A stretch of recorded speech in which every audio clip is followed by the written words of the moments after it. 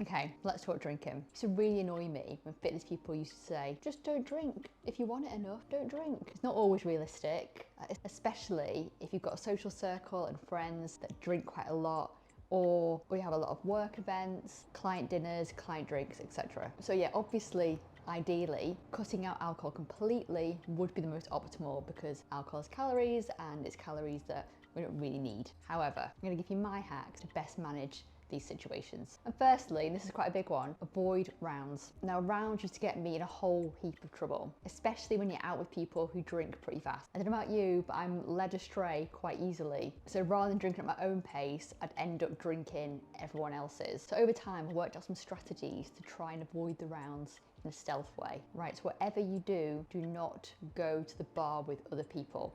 This is a surefire way to get you in a round because they buy you a drink, you're going to feel obliged to then to buy them a drink back. And before you know it, you're in a round with 4 other people. Not good. So when you first get to the bar, make a sneaky little detour to the toilet. If someone asks you what you're drinking, just say, oh, I'm not sure yet, I'll just get it on the way back. Or hang back. If you see someone else you know in the bar, hang back, talk to them, let your friends go to the bar. And kind of between these two tactics, hopefully, every time someone goes to the bar, you know, go to the toilet or pretend you're deep in a conversation that you just can't get out of. I normally find as well, once a few people get themselves locked into a round, they tend to stick together. They don't want to mess it up. So if you manage to avoid that first trip to the bar, normally fine. This just means you can drink at your own pace, which brings me on to my next tip. Now, something I was always guilty of doing was the feeling that I needed to have a drink in my hand the whole time. And I'm someone who naturally drinks pretty fast anyway. Normally get a bit giddy or just thirsty. So this is just around being more mindful in terms of that drink. So when you finish your drink, you don't need to go to the bar straight away to get another one. You can just hang back for a bit, have a chat with someone, go for a wander, and just be overall more mindful of the speed that you're drinking. This will naturally cut down the amount of drinks that you drink. In terms of the drinks themselves, not gonna lie, I love a wine, but not the best for you in terms of calories. So what I'll generally do is I will try and add soda and ice. You don't necessarily need to get a spritzer. You can still have what looks like a glass of wine, but at the bar, ask for a small and get them to top the rest up with soda and ice. This just dilutes the wine and again, makes the amount of wine you're drinking less. And actually in the summer, this actually tastes pretty good.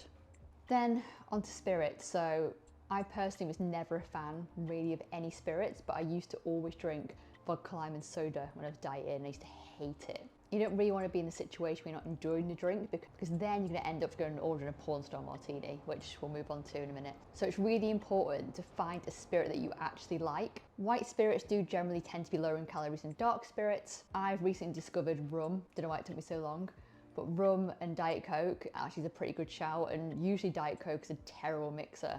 If anyone's ever had vodka and Diet Coke, they'll know what I mean. But with rum, pretty nice. And with that option, you're going to be pretty low in calories if you stick to a single, which you always should. And again, this is another reason not to let someone buy you drinks because automatically people will always buy you a double because they feel like they've been stingy to get you a single, but a single is enough. Then I hate to say it, but cocktails, they're just not a good choice. Like I love a cocktail, but it's really hard to find a cocktail that isn't full of calories, mostly because of the amount of syrups and sugar that's in them. If you do really want to have a cocktail, have one. Don't feel like you're absolutely depriving yourself, but make it one that you really like and can enjoy. Don't just go slinging back 9 porn stars just for the sake of it. Something like an espresso martini can be a good choice because they're quite rich and normally after one, you're done. Otherwise you're up all night and no one wants that. So hopefully that's a few tips that help you in your next social situation when it comes to drinking.